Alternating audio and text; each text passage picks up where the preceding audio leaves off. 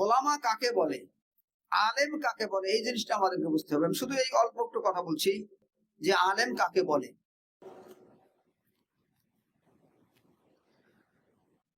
শুধু এলেম থাকলেই তাকে আলেম বলা হবে না।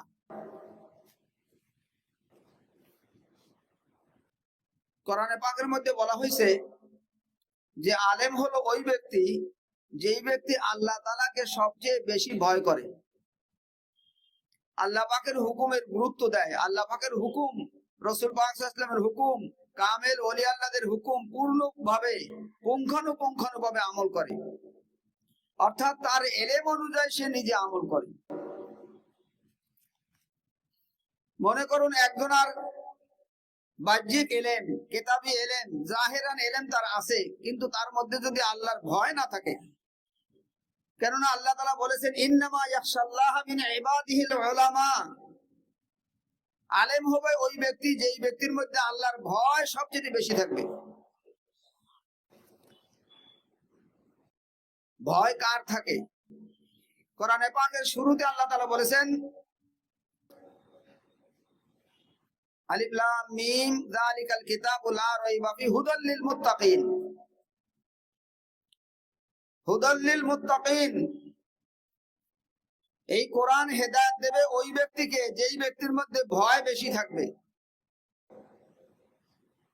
তাকওয়া, তাকওয়া মানে খোদা ভীতি, যার মধ্যে খোদা ভীতি বেশি থাকবে, আল্লাহর ভয় বেশি থাকবে, সেই ব্যক্তিকে আলেম বলা হয়েছে। মনে করুন একজনের এলেম আছে আর ভয় নেই, তবে আল্লাহর কাছে সে আলেম বলে গণ্য হবে না। দুনিয়ার মানুষের কাছে আলেম বলে গণ্য হতে পারে, তার সার্টিফিকেট থাকতে পারে, কিন্তু আল্লাহ তাআলার কাছে সে আলেম বলে গণ্য হবে না যেই ব্যক্তির এলেম অনুযায়ী তার ভয় নাই।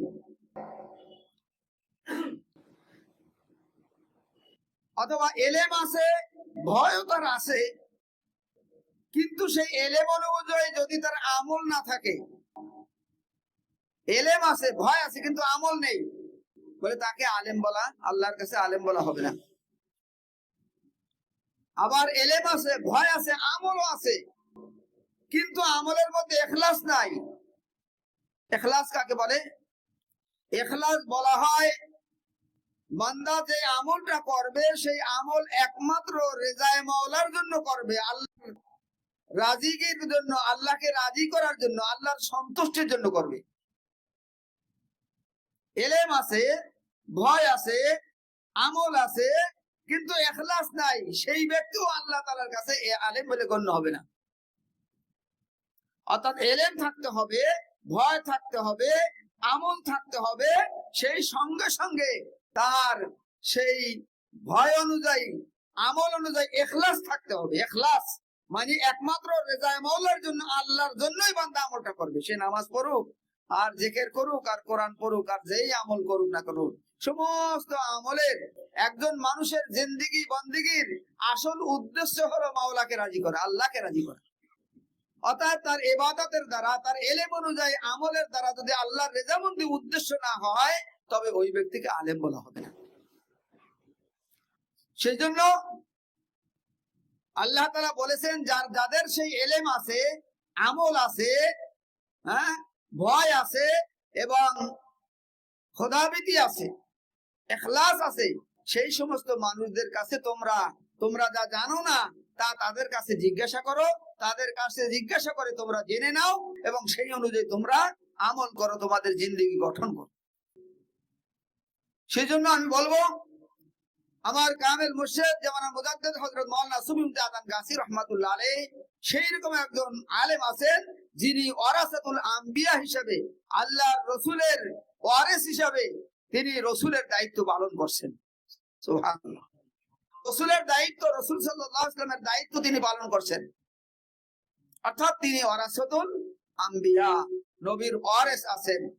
নবীর কাজ কি? নবীর যে কাজ, নবীর ওয়ারাসাতুল আম্বিয়ারও সেই কাজ। নবী পৃথিবীতে আর আসবেন না, কিন্তু নবী যেই উদ্দেশ্যে, যেই দাওয়াতের কাজের জন্য নবীকে দুনিয়ায় পাঠিয়েছিলেন, সেই দাওয়াতের কাজ পৃথিবীতে চলতে থাকবে এবং সেই কাজ করবে কারা?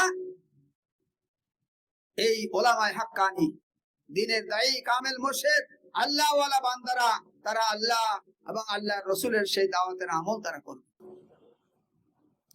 দেখেন, দাওয়াত এমন একটা আমল, আমাদের আসল উদ্দেশ্য কিন্তু হেদায়াত। যেমন আমরা সূরা ফাতিহার মধ্যে আমরা আল্লাহ তাআলার কাছে সবসময় দোয়া করি, কি দোয়া করি? ইহদিনাস সিরাতাল মুস্তাকিম। সূরা ফাতিহার মধ্যে 7টি আয়াত, এই 7 আয়াতের মাঝখানের আয়াত হলো ইহদিনাস সিরাতাল মুস্তাকিম। আর একজন মানুষের জিন্দেগি বন্দেগীর আসল মকসুদ কিন্তু এইটা, কি? হেদায়াত, হেদায়াত পাওয়া। হেদায়াত পায় কে? হেদায়াত পাইতে হলে এই হেদায়াত শব্দের মধ্যে, এই শব্দটার মধ্যে হেদায়াত আছে। কি? হেদায়াত পেতে হলে কি করতে হবে? হে হেদায়াত লিখতে হে দাল আলিফ, না হে দাল হেদা ইয়া আলিফতে 5টা অক্ষর আছে হেদায়াতের মধ্যে। এই 5টা অক্ষরের মধ্যে প্রথম অক্ষরটা হলো হে। হে মানে কি? হা। ওর পরে যে হা, এই হা, এই হার ব্যাখ্যা হলো হিজরত। হেদায়েত পেতে হলে 1 নম্বর কাজ হলো হিজরত করতে হবে। হিজরত, রাসূল পাক সাল্লাল্লাহু আলাইহি ওয়াসাল্লাম সহ সাহাবীরা মদিনায় হিজরত করেছিলেন। হিজরত কেন করতে হবে? এই যে দেখেন, যারা আপনারা এখানে এসে বসছেন বা বিভিন্ন সারা পৃথিবীতে বিভিন্ন জায়গাতে মজলিস হচ্ছে, আপনারা ঘর বাড়ি ছেড়ে মজলিসে এসে বসছেন। কিছু সময়ের জন্য হলেও আপনারা হিজরত করে এখানে আসছেন, বা আমরা সকলে হিজরত করে আসছি। কেউ কাছের থেকে, কেউ দূরের থেকে হিজরত করে আসছি। মানুষ যখন তার ঘর থেকে হিজরত করে, তখন দুনিয়ার মহব্বত তার অন্তর থেকে দূর হয়ে যায়। তখন ছেলের মহব্বত, স্ত্রীর মহব্বত, সম্পদের মহব্বত, সন্তানের মহব্বত, আত্মীয়ের মহব্বত এই অন্তরে আর থাকে না। এই জন্য হিজরত করতে হয়। সাহাবা রাদিয়াল্লাহু তাআলা আনহুম আজমাইন তারা হিজরত করেছিলেন। তাদের মা বাবা, সন্তান, স্ত্রী, পুত্র, ঘর বাড়ি সব ছেড়ে দিয়ে হিজরত করে তারা মদিনায় চলে গেছিলেন। আর মদিনায় যারা হিজরত, এই জন্য হিজরত যে সমস্ত সাহাবীরা করেছেন তাদের মর্যাদা হলো সবচেয়ে বেশি। যারা এখানে আসছেন, আপনাদের ঘরের থেকে কিছু সময়ের জন্য হলে এখানে এসে বসেছেন, একটু আপনার ব্রেনের মধ্যে চিন্তা করেন তো, ফিকির করেন তো, আপনার ঘরের খেয়াল, ঘরের চিন্তা এই মুহূর্তে, এই মজলিসে বসা অবস্থায়, এই মুহূর্তে আপনার ব্রেনের মধ্যে সেই ঘরের ফিকির আছে কিনা? জি না, নাই। নাই কেন? এই জন্য নাই যে আপনি ঘর ছেড়ে এখানে হিজরত করছেন, কিছু সময়ের জন্য হলেও হিজরত করেছেন। যে যত দূরের থেকে হিজরত করে আসবে, তার অন্তর থেকে দুনিয়া তত দূরে চলে যাবে। এই জন্য নবী রাসূলগণের অভ্যাস ছিল, নবী রাসূলগণ হিজরত করতেন। ওলি আল্লাহগণ হিজরত করেছেন। কামেল মুর্শিদ জামানার মুহাদ্দিস আলম গাসি রাহমাতুল্লাহ কি রকমের হিজরত করেছেন আপনারা ভালো করে জানেন, আমাদের বুঝাতে হবে না। সেই সুরের জঙ্গলে চলে গেলেন, নিজের ঘর বাড়ি, এত বড় জমিদের এত সম্পদ সব ছেড়ে চলে গেলেন। আমাদের 5 ও মুর্শিদের অবস্থা দেখেন তো। যখনই এই নবীর দায়িত্ব হাতে নিয়েছেন, তখন তারা আর দুনিয়ার চিন্তা করে নাই। ব্যবসা কোথায়, ঘর কোথায়, জমি কোথায়, কোথায় কি আমার দুনিয়া, এই চিন্তা কেউ করে নাই। কেননা তিনি নবীর দায়িত্ব তিনি হাতে নিয়ে মেম্বারে রাসূলের পরে তিনি বসে আছেন, নবীর দায়িত্ব তিনি পালন করছেন। এই জন্য হিজরত করলে মানুষ দুনিয়া থেকে আলাদা হয়ে যায়। হেদায়াতের দ্বিতীয় অক্ষরটা হলো দাল। দাল দাল হে দাল। দালের মকসুদ হলো দাওয়াত। যে যত দাওয়াত দেবে, আল্লাহ পাক ওই বান্দাকে তত হেদায়েত দান করবেন। সুবহানাল্লাহ। কামেল মুর্শিদ এই সালানা মজলিসের ব্যবস্থা কেন করছেন? দাওয়াতের জন্য তো।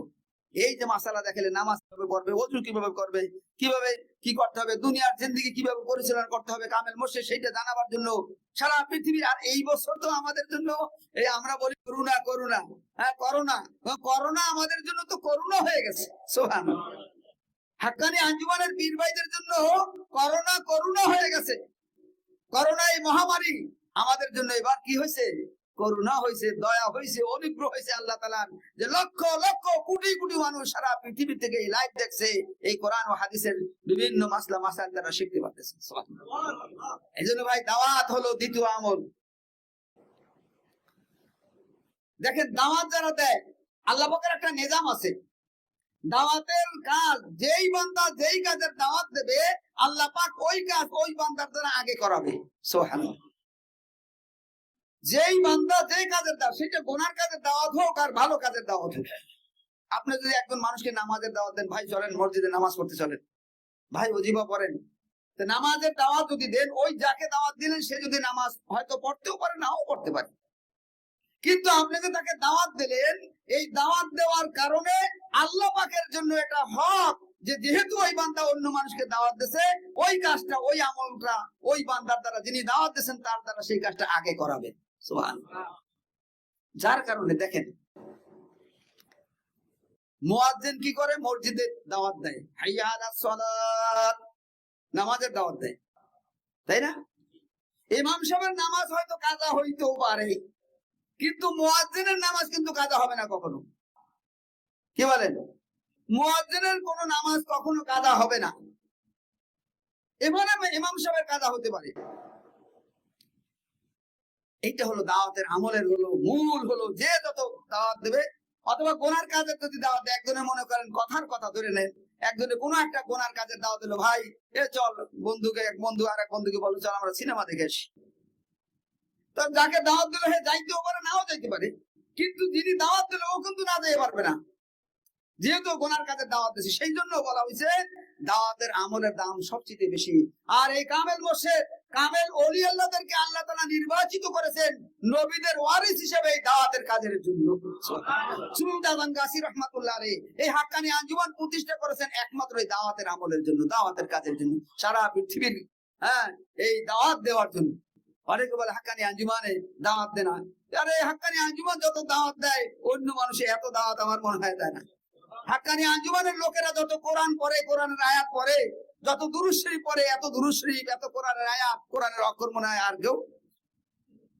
আরে যারা হাফেজ আছে, কোরআনের হাফেজ, কি বলেন, তারাও দৈনিক কোরআন শরীফ পড়তে পারে না, পড়ে না। কিন্তু সুফি আযান গাসি রাহমাতুল্লাহ আলাইহির মুরিদানদের মধ্যে একটা মানুষের কোনোদিন কোন সময় 5 ওয়াক্ত নামাজের ওজিফা কি কাজা হয়? আরে ওজিফা তো কাজা হয়ই না, বরং বর্তমান হুজুর কেবলা যে আমাদের ওজিফা যে উর্সি করতে কত বার আমাদেরকে পড়াচ্ছেন আমাদের, হ্যাঁ।